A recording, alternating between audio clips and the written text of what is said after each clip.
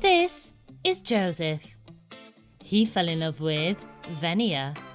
Joseph has a rare condition whereby he was born without a jaw or a chin, which left Vania originally having doubts. When we were friends, people always questioned our friendship and if we were more than friends, and I will always tell them, no, we're just friends, because I was embarrassed. The couple are now happily married. I didn't see his face anymore. I just saw his spirit, his personality. But not everyone believes that this marriage is real. She can't kiss him, or she must be cheating on him. We are faking marriage for attention.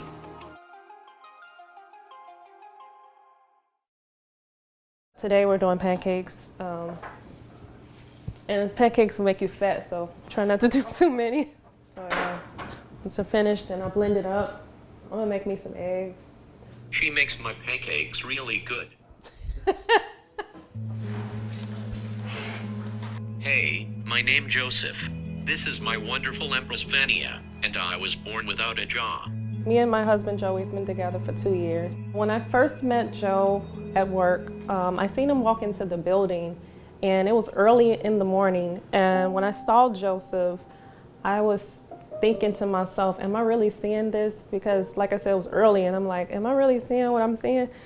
And I didn't want to talk to him because I felt like I knew I was curious, but I didn't want to be rude and ask him what happened, because I was just having all these assumptions of what happened to him. And so finally one day, he just, he mentioned it with somebody else, and then that's when I found out he was born without a jaw. I was born with the condition of otofacial. That is when the person is born without a jaw or a chin. With that condition comes things like my hearing lost and the ability to can't smell as good as normal people would smell. Growing up like I am, it was a hit and miss, because I don't expect everyone to accept me, but I got all kinds of responses. Responses such as people running from me because they are scared, or they would scream or cry. But on the flip side, I do have people who love me and they do not see this condition. I realized I had feeling for her on the second day I seen her after me helping her out. She came to work, and when she turned the corner and seen me, she had a smile on her face that I was like, that's the most beautiful smile I ever seen. Then when I walked past her station, she signed the word hi to me. I was teaching her sign language a little, but the way she did it made me feel some kind of way. I have never dated anyone with a disability before. Joe is the first person I've met with a disability. When we were friends, people always questioned our friendship and if we were more than friends, and I will always tell them, no, we're just friends, because I was embarrassed, I was ashamed. But eventually, getting to know Joseph time after time, I looked over that, and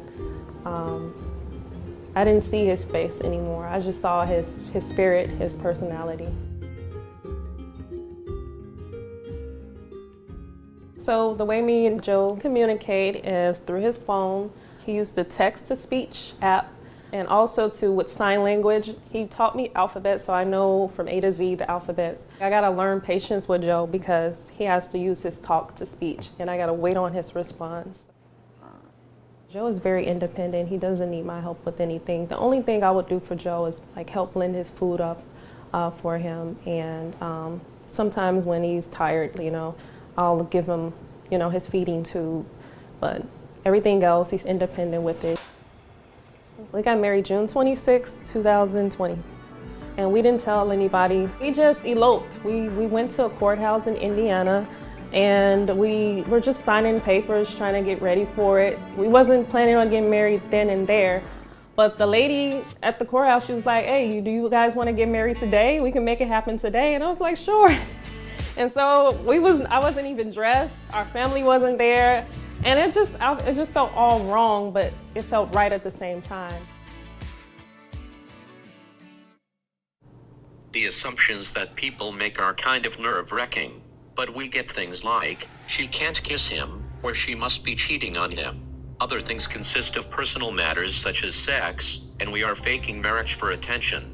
It's a lot, which my wife will probably mention too. So when me and Joe go out together, it's basically just stares. People pull out their phones sometimes. recording or taking pictures. But they never say anything. That's the thing about it. I never hear anybody saying any rude comments, just staring. But I see it as clear as day. I get that a lot. Yes, I know I look different and most people in this world have not ever seen anyone like me. But rather than to act out of pocket or ignorant, just ask me what happened. Or even ask my wife. So my mom, when she first met my husband Joe, she was not pleased because she didn't like the fact that we didn't have a wedding and she didn't know. When I first saw Joe, I was taken back by his physical handicap. Non-judgmental, but just wanted to know what happened. It was kind of surprising. And Vania would probably have to look after him, so I didn't understand. It took me a while.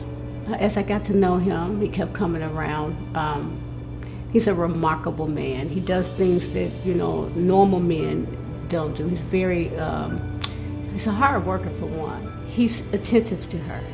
He cares about her, he loves her, and she loves him. And he brings out some good qualities in her. I was so happy. The main thing I wanted for him in the world was to have someone next to him that understands him and gets him. And so it was all love when he told me. I'm so excited. I'm still a little brother, but till this day, Joseph is still helping me with life, with everything, and I'm learning every day, every day.